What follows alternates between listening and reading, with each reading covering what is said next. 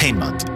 November 2022. A blog post by Gary Newman on the S&box website announces that between him and the team working on the game, they're going to start breaking and changing things relating to the systems and also code within S&box. At this time of development, there was a good chunk of games that were already uploaded and working on S&box, and some that I've never really had the chance to play or see because of this so-called Pain Month.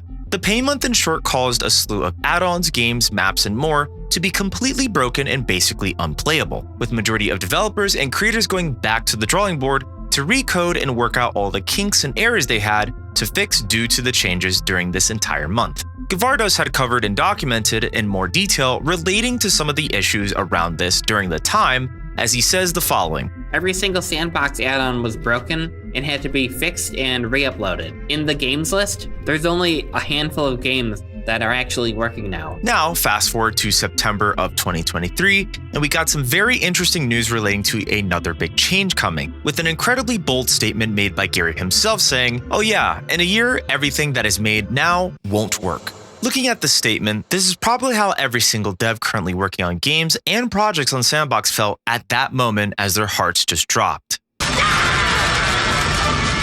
So while many folks are gonna tell me, well, yeah, it's still in development and it makes total sense that that stuff may be broken at any time, this statement, along with some other information, has definitely stirred up mixed reactions within the developer community of the game. But I'm here to inform, entertain, and also provide a look inside of the community to spark up conversation about S&box and its development. Well, what's the point of putting in all this work and working and improving every single part of the projects I've mentioned that are currently on S&box just for it to basically be broken and unplayable a year from now? You also have to look at it from a developer or creator's point of view. Majority of folks who do have access, as a small chunk of them, are developers, while there's others who basically are just trying the game incredibly early. As I've mentioned before numerous amount of times, S&box's current state, while rather tolerable as a beta tester, majority of people who've gotten early access from the insane wave of keys going out, which now will be put on hold for either at least a month or longer, according to Gary, a good chunk of these people are excited or interested in the game and want to see what it's all about.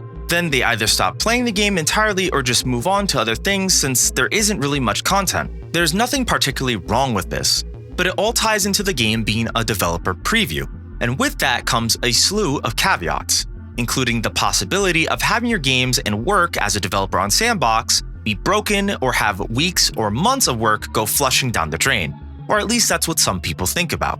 To get more into as to why Gary has mentioned this statement, let's also talk about his reasoning as to why this change is going to have a huge effect. Gary had mentioned that him and the team have a bunch of work queued up relating to stuff running through client.dll and server.dll, and is specific with running it on an active game. He also mentioned how the team is wanting to take over that game loop entirely so that everything can be done quote-unquote out of game. The end result of this would be removing the client and server.dll and also removing the entity system. Of course, for those that aren't developers like myself, the current entity system within S&box is pretty much a system that allows you to place objects such as props, players, spawn points, etc. Now, if you're wondering from a non-developer's point of view, isn't this kind of weird though? Like, what would they want to exactly replace this with? Unfortunately, there really hasn't been an explanation after this other than the statement that was mentioned by Gary. But while Gary wasn't specific on what this replacement system would be, he said the following.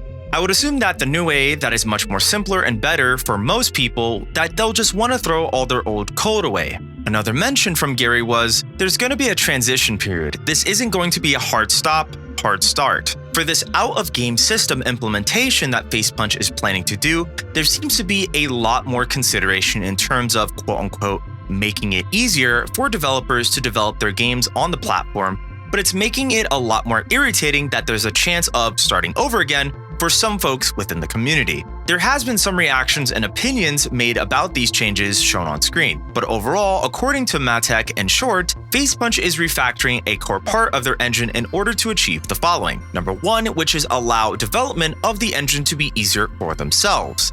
And number 2, allow development for users to be easier as well. This refactor is going to break a lot of the games, but hopefully will allow the developers to rewrite their game in a considerably easier manner. People need to understand that S&box is still a dev preview. There are going to be instances where they completely rewrite a part of their engine.